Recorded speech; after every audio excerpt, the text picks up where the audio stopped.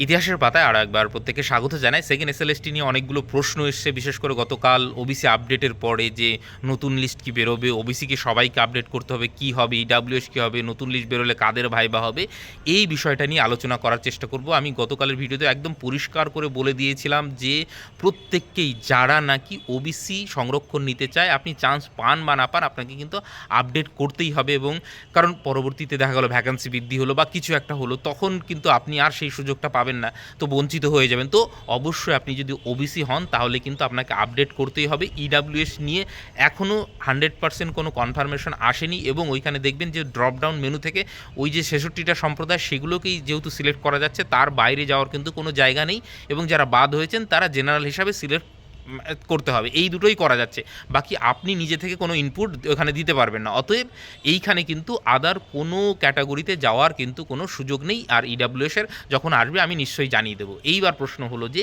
যে তাহলে কি নিউ লিস্ট বেরোবে? অবশ্যই বেরোবে, কারণ ওই ভ্যাকান্সিটা জেনারেলে চলে যাবে, তাহলে সেই অনুযায়ী কিন্তু নতুন আবার জেনারেল ক্যাটাগরি থেকে ডাকা হবে।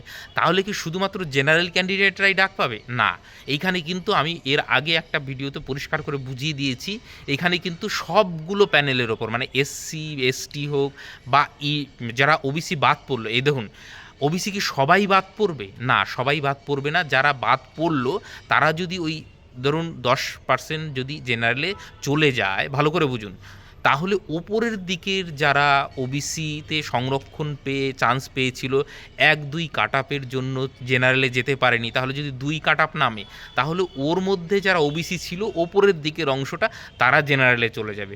বাকি বেশিরভাগটাই কিন্তু বাদ যাচ্ছে, একদম পরিষ্কার হলো। ওই ওপরের সামান্য একটা অংশ কিন্তু জেনারেলে চান্স পেলেও পেতে পারে, আর বেশিরভাগটাই বাদ যাচ্ছে। হ্যাঁ, জেনারেল ক্যাটাগরির অনেক ছেলে মেয়ে ডাক পাচ্ছে, সেই সঙ্গে যদি যারা সেমভাবে যদি এসসিতে থাকে কিন্তু 1-2 মার্কের জন্য ধরুন জেনারেল ডাক পায়নি, তাহলেও কিন্তু তারা জেনারেল ক্যাটাগরিতে চলে যাবে।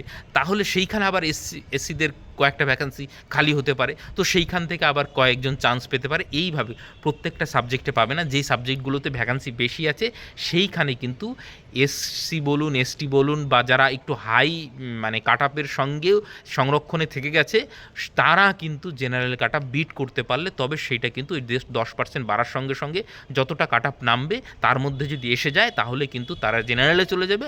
আর সেই অংশটা ফিল আপ করবে হচ্ছে ওই আবার এসসি ক্যাটাগরি বা এসটি ক্যাটাগরির যে নিচের অংশ থেকে সেইটা। এবার যেহেতু রেশিও অনুযায়ী বেশি ডাকা হয়েছে, সেই রেশিও যদি বিট হয়ে যায় তাহলে কিন্তু আবার ডাকবে না। তো এই বিষয়টা কিন্তু আপনাদের পরিষ্কার করে বুঝতে হবে।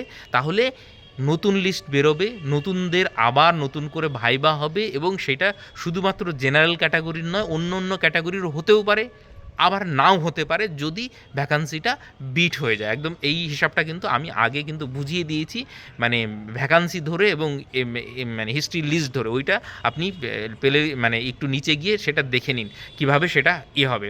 সে এই যে 10% যাই হোক, এইটা তো গেল, তাহলে প্রত্যেকটা লিস্টের ওপরই কিন্তু এইখানে প্রভাব পড়ছে, সেটা বোঝা গেল। এইবার ভেরিফিকেশন সম্ভবত এখনও যেহেতু অফিসিয়াল নোটিশ আসেনি, কিন্তু যারা নতুন করে ডাক পাবেন তাদেরই ভেরিফিকেশন এবং ভাইবা হবে। যারা অলরেডি ভাইবা হয়ে গেছে বা প্যানেলে চলে আসছেন, এইখানে একটা টেকনিক্যাল সমস্যা আছে। এইখানে কিন্তু বোঝা যাচ্ছে যে কাট আপ মার্ক কতটা কি যেতে পারে এইবার। তাহলে ভাইবাতে সেইখানে মানে সবাইকে নেওয়া হবে নাকি শুধু যারা নতুন ডাক পেলো? সম্ভবত যারা নতুন ডাক পাচ্ছে তাদেরকেই নেওয়া হবে, কিন্তু এইখানে কিন্তু একটু প্রবলেম রয়েছে। তখন সেই অনুযায়ী কিন্তু আপনি কত পেলে আপনি মানে ইমপ্যানেল হতে পারেন সেইটা কিন্তু আপনি নিজেই বুঝতে পারছেন, এবং বুঝে মানে আগের থেকেই আপনার জানা থাকছে। তো সেইখানে এইটা একটু কিন্তু টেকনিক্যাল প্রবলেম রয়েছে। তাছাড়া কিন্তু নতুন করে আবার যে সবাইকে ভাইবা নেবে সেই পরিসর কিন্তু খুব একটা নেই বা এখনও অবধি। এবং ইডাব্লিউএস যখন আসবে আমি নিশ্চয়ই জানাবো। তারপরেও আর একটা কথা, সব থেকে লাস্ট, মোটামুটি হয়ে গেল, বোঝা গেল যে এই যে নতুন যারা ডাক পাচ্ছে তাদেরই ভাইবা হচ্ছে, এবং তাদেরই আবার নতুন করে কিন্তু ভেরিফিকেশন হয়ে ভাইবা হয়ে ওই লিস্টের সঙ্গে মানে মিশে যাবে। যে যেরকম র্যাঙ্ক করবে সেই অনুযায়ী কিন্তু তাদেরকে আবার বাকি কাউন্সিলিং প্রসেস বুঝতেই পারছেন। 11-12, হ্যাঁ, এখন কিন্তু শুধুমাত্র 11-12-এরই হচ্ছে, 9-10-এর দেয়নি, গ্রুপ সি গ্রুপ ডির দেয়নি। যখন দেবে তখন কিন্তু আমি জানিয়ে দেবো, গ্রুপ কমেন্ট সেকশনে লিঙ্ক দেওয়া থাকলো, সেখানে গিয়ে যুক্ত হয়ে থাকতে পারে, যা আপডেট আসবে আমি সেটা দিয়ে দেবো।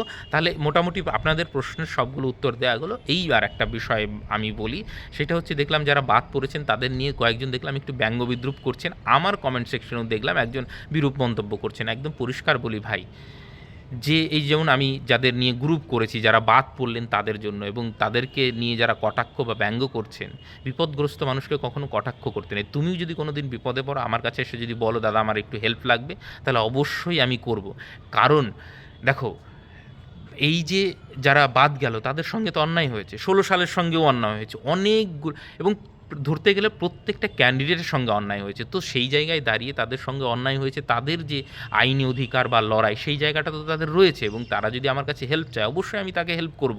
এবার সেইটা নিয়ে ব্যঙ্গ বিদ্রুপ করার কিছু নেই, এবং বিপদগ্রস্ত মানুষকে ব্যঙ্গ বিদ্রুপ করলে সেইটা কিন্তু তীর নিজের দিকেই যায়। এই যে যারা দীর্ঘদিন 16 সালের ওয়েটিং ছিল, এবং দেখবেন যারা অযোগ্য শিক্ষক তারাই কিন্তু এদেরকে গালমন্দ করতো, কটাক্ষ করতো, আজকে তাদের কি পরিণতি। হ্যাঁ, 16 সালের অনেক যোগ্য শিক্ষকের চাকরি গেছে, সেটা খুবই অন্যায় হয়েছে, তাদের সঙ্গে অন্যায় হয়েছে, কিন্তু চাকরি তো সবার চলে গিয়েছে। যারা ঘুষ দিয়ে মানে চাকরি পেয়েছিল তাদের চাকরিটাও কিন্তু বাঁচেনি। তো এইটা কিন্তু সবসময় মাথায় রাখবেন যে কখনোই বিপদগ্রস্ত দুর্বল মানুষকে ব্যঙ্গ বিদ্রুপ করবেন না। যদি লড়াই করতে হয় আপনি সিস্টেমের বিরুদ্ধে লড়াই করুন, যারা শক্তিশালী যাদের কাছে পাওয়ার রয়েছে তাদের বিরুদ্ধে কথা বলুন, তবে না বুঝবো আপনার জোর রয়েছে। কিন্তু আপনি একজন বিপদগ্রস্ত মানুষকে ব্যঙ্গ বিদ্রুপ করবেন, এটা মোটেও ভালো দেখায় না।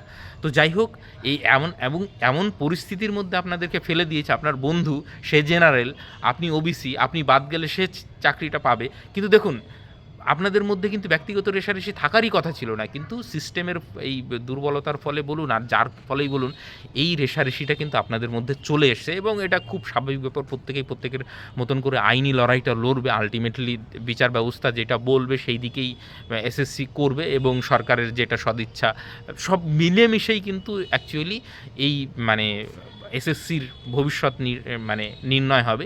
এবার দেখা যাক কি হচ্ছে। এইটা তো মানে আমি বললে বা আপনি বললে সমস্ত সিস্টেমটা এক্ষুনি ঠিক হয়ে যাবে, বা সবার যে আইনি অধিকার প্রতিষ্ঠা হয়ে যাবে এরকমটা নয়, কিন্তু লড়াইটা করার তো সুযোগ তাদেরকে দিতেই হবে, এবং অবশ্যই যারা বঞ্চিত হয়েছে তারা তাদের আইনি লড়াই লড়বে। বাকিটা সময় বলবে যে তারা পাচ্ছে কি পাচ্ছে না, এবং জেনারেল যারা ডাক পাচ্ছেন তারাও যে খুব মানে বিরাট অংশ ডাক পাবেন সেরকমটাও নয়। ম্যাক্সিমাম কত 2-3 হাজার, 4 হাজার, 5 হাজার ম্যাক্সিমাম ডাক পাবেন, তার মধ্যে বেশিরভাগ জনই চাকরি পাবেন না। কেন? তার কারণ তারা নিচের দিকে আছে। তো অনেকগুলো বিষয় আছে, ডাক পেলেই যে সে চাকরি পেয়ে যাবে এমনটাও নয়। তো মানে 160 জনের মধ্যে তো 60 জন বাদই যাবে।